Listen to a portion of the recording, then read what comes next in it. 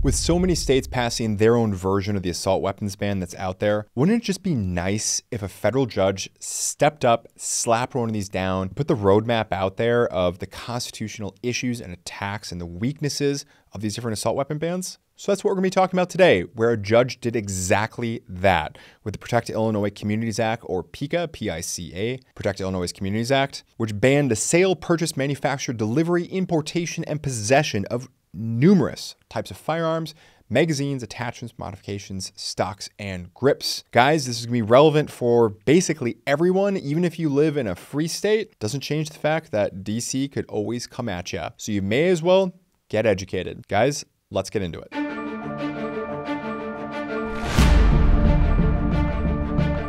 So a federal judge in the Southern District Court of Illinois, just at the end of April, issued a preliminary injunction against this law, which doesn't mean that the fight is over. It simply means that the judge pressed pause on the law going into effect. Now, of course, this is going to be appealed up to the 7th Circuit Court of Appeals, and then potentially beyond that, all the way up to the U.S. Supreme Court, where ultimately these sorts of issues are going to wind up getting resolved. But what are the exact legal issues and nuances? So we have a judge who did an excellent job breaking this down, and I want to make sure that you understand, again, some of the issues that are in there, and I'm going to do my best to put it into English for you rather than plain legalese.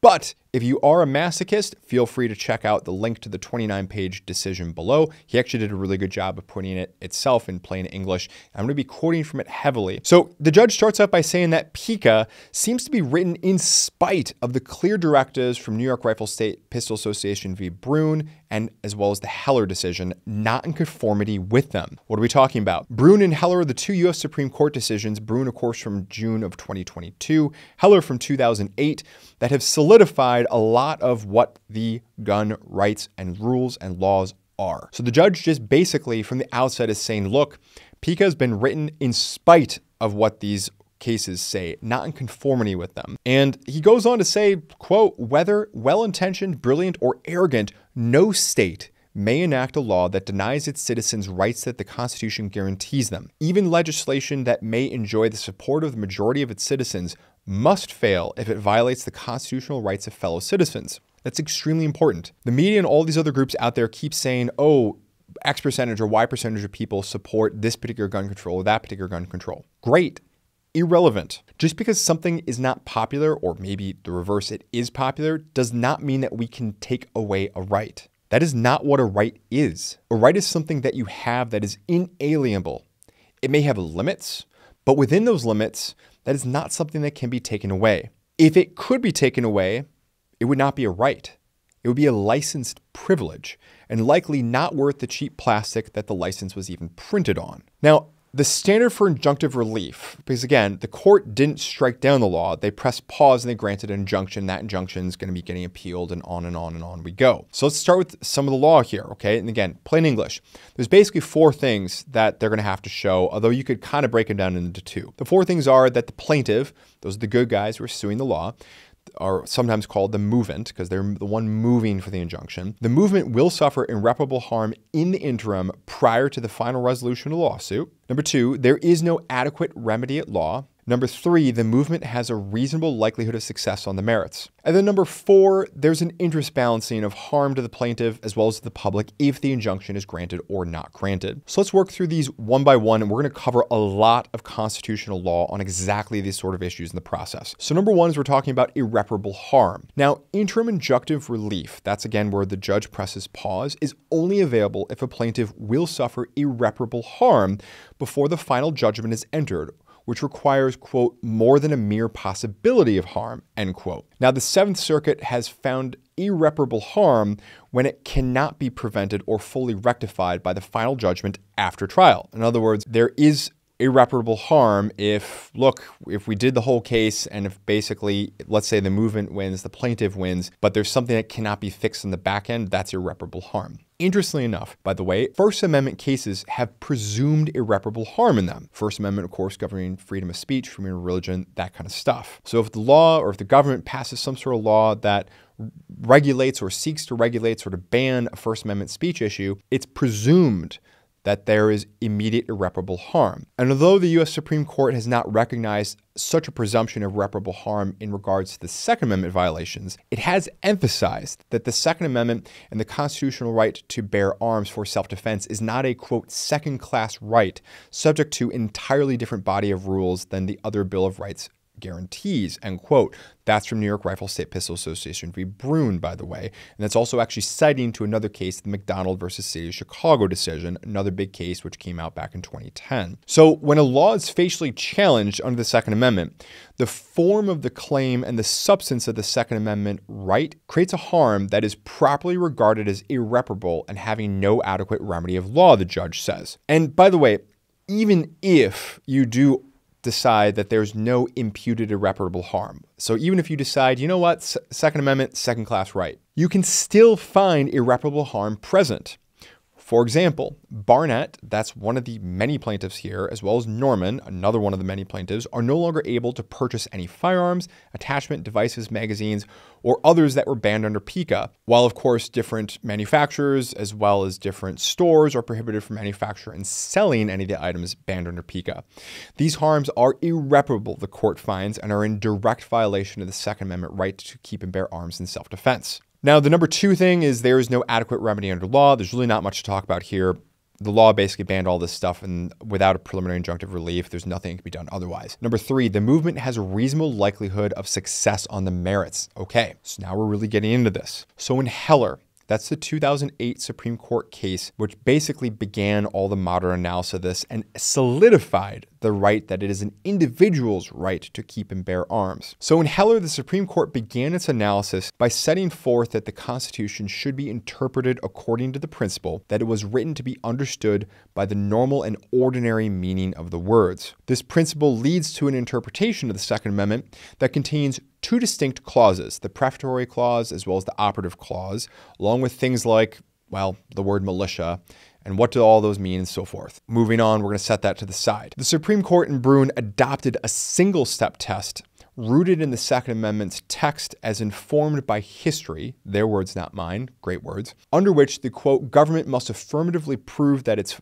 firearm regulation is part of the historical tradition that delimits the outer bounds of the right to keep and bear arms, end quote. Under this framework, basically, the Second Amendment protects the possession and use of weapons that are in common use at the time, thus showing that a historical analog, in other words, something similar historically, need not be a historical twin. Okay, I'm throwing a lot of technical stuff at you. I'm going to break this down. But rather, it's simply that it has to be similar. So in other words, look, in order for the government to pass a modern-day law, it has to show how that modern-day law fits within the nation's historical tradition.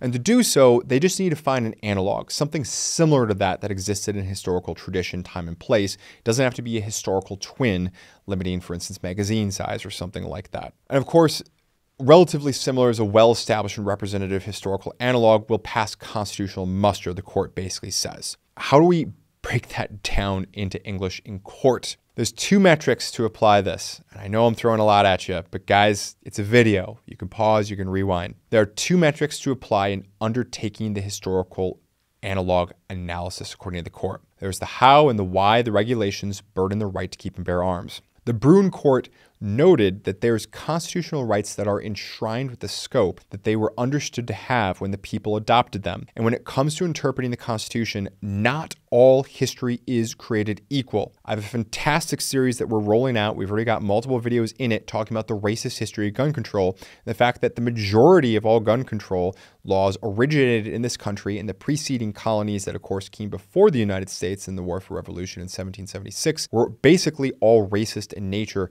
and that actually goes all the way up through the 20th century. So if you want to know more about that, be sure to check it out. A short-lived law that precedes the framing or a post-enactment law of the framing, 1791 is when the Second Amendment was passed, must not be given undue weight. So if a law was enacted, but it quickly goes in and out or something like that, or isn't enforced, let's not go overboard on this, is what the Supreme Court is saying. Accordingly, no matter what the post-ratification, adoption, or acceptance of the law is, it is inconsistent with the original meaning of the Constitution, then it cannot overcome the change of the text. So what the court's saying is, look, If some sort of law is just completely inconsistent with the Second Amendment, that law doesn't supersede the Second Amendment. It's not part of the Constitution, which the Second Amendment is. So again, this all has to be not only historical and has to fit within the historical framework, but it cannot supersede and overwhelm the Second Amendment itself. So with that in mind, we get to accessories and things like magazines and all that kind of stuff. Illinois argues that accessories and weapons that are most useful in military service are not arms under the plain text of the Second Amendment.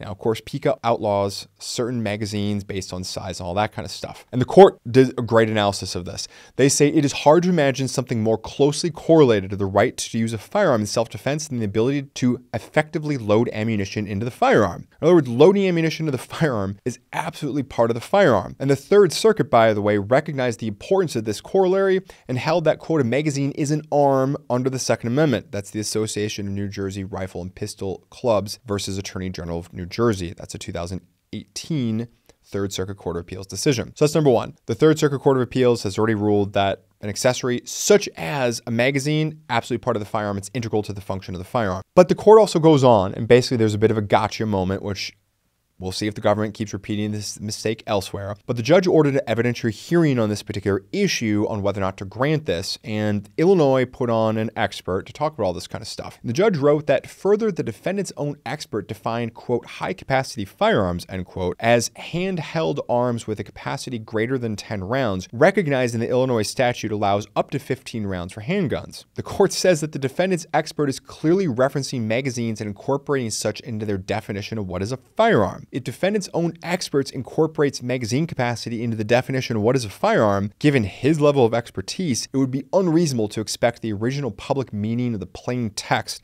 let alone the public today, to not reflect a similar understanding. So the judge basically kind of reflects back exactly the fact that, look, part of defining what these weapons are, the Illinois expert use the size of the magazine. We also then get to the so-called common use issue, and Illinois argues, look, these are not in common use. They argued, quote, neither large capacity magazines nor assault weapons were in common use when the Second Amendment and 14th Amendment were ratified. The judge says this argument is, quote, bordering on the frivolous, end quote, because Second Amendment applies to all instruments that constitute bearable arms, even those that were not in existence at the time of the passage back in 1791, or perhaps I would say, especially those items that were not in existence back in 1791, because what's going to be the best way of defending yourself? Pulling out the old single-shot musket or pulling out something like an AR-15 or a semi-automatic handgun? Right.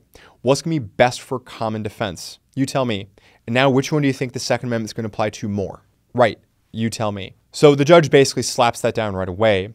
And then, but we will continuously see that come up. So the judge basically just slaps that down, but then he moves on to address Illinois' next argument. Illinois then went on to say that the act restricts weapons and accessories not commonly used for self-defense today. Right. So Illinois is saying, look, AR-15s are not used for self-defense today. High-capacity magazines, greater than 15 rounds in this particular instance, as well as other weapons targeted by this ban, these are not in common use for self-defense today. So they're moving the goalposts, and the judge calls them out on this. Why? Because Bruen clearly holds that the Second Amendment protects possession and use of weapons in common use, not weapons that are in common use for self-defense, as Illinois is arguing. So the government tries a sleight of hand to move the goalposts to say, oh, it's only common use for self-defense. No, not the way this works out. And even if, by the way, the judge points out, though, that if you do want to make this a requirement of common use has to be an arm for self-defense, he points out that AR-15 style rifles would meet such a test, considering that 34.6% of owners utilize these rifles for self-defense outside of their home, as well as 61.9% utilize them for self-defense inside the home. Guys, I didn't have a chance to go through every single thing about this, but I have only a little bit left. If you've not already done so, please consider clicking like, subscribing to the channel. Make sure you don't miss any more of our great future content out. Let us know your thoughts about this in the comment section below. Now let's wrap this up. AR-15s, which are obviously the quintessential rifle that the gun grabbers are targeting with all this kind of stuff. This is going to be very difficult for them thanks to the Bruen common use language in order to ban and outlaw. Why? I'm going to leave you with this fact. AR-15s are the most popular arm produced in the United States, accounting for nearly half of all rifles produced in 2018 and nearly 20% of all firearms of any type sold in 2020. 20%. If you think about how many, probably hundreds and hundreds of firearms that are out there that are in sale at any point in time, hundreds and hundreds, probably thousands, maybe even tens of thousands, but we'll just keep it easy and say hundreds and hundreds and hundreds.